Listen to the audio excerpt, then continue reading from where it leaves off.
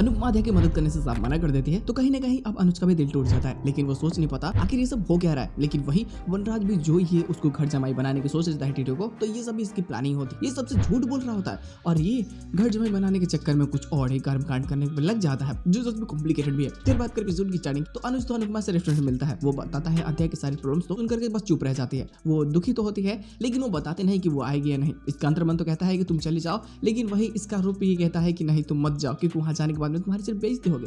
हालांकि अनुज पूछ के ही आया होता है श्रुति से, तो घर जाने के बाद में श्रुति को बता देता है कि अभी अनुपमा ने कुछ भी नहीं बताया। लेकिन अब यहाँ से ना सिर्फ और सिर्फ ये इसका इमेजिनेशन ही होता है, और इमेजिनेशन में इमेजिनेशन होता है, मतलब लूपहोल्स में एक और लूपहोल्स। अब ये सोच रहा होता है ना किचन में जब होता है तो इसको आवाज आती है डोरबेल की, और वहां पर अनुपमा आती है और बताती है कि नहीं मैं मदद नहीं कर पाऊंगी, मैं जा। ये इमेजिनेशन टूटता है और फिर से अनुपमा आती है और वो अपने सामान के साथ में आती है और बोलती है कि मैं तुम्हारी मदद करने वाले हूँ। अब ये समझ नहीं पाता कि आखिर हो क्या रहा है, अनुपमा सच में यहाँ पे आई हुई है या बस ये मेरा सपना है। लेकिन बाद में पता चलता है कि सच में अनुपमा आ चुकी है, लेकिन वो अपने सामान को बाहर ही छोड़ देती है और बस वो अकेले ही अंदर आती है। वो चाहती है कि क्या सब कुछ सॉर्ट आउट हो सकता है या नहीं, लेकिन अंदर आने के बाद में तो जो तमाशा बढ़ जाता है ना, क्योंकि श्रुति गिर जाती है ऊपर से बेड से और अनुपमा सिर्फ इतना बोल देती है कि वो सिर्फ अध्याय का ही ख्याल रखेगी, वो श्रुति का ख्याल नहीं रखना चाहती। अब अनुज के सामने ये प्रॉब्लम होती है, तो श्रुति बोल देती है कि ठीक है अगर वो मेरी मदद नहीं भी करेगी तो सिर्फ अध्याय को संभाले, बाकी हम सब चीज सॉर्ट आउट कर लेंगे। और बस लफड़ा यहीं से हो जाता है, क्योंकि श्रुति कुछ करना भी चाहती है तो अपने पैरों पे खड़ा नहीं हो पाती और गिर जाती है, और ये सभी चीज़ों को उसको भी पैनिक अटैक आ रहे होते हैं। और इस चीज़ को देखने के बाद में अध्याय को आने लगते हैं। और अनुपमा जब ये चीज़ देखती है ना कि भाई अध्याय का जो पैनिक अटैक ना वो आउट ऑफ कंट्रोल है,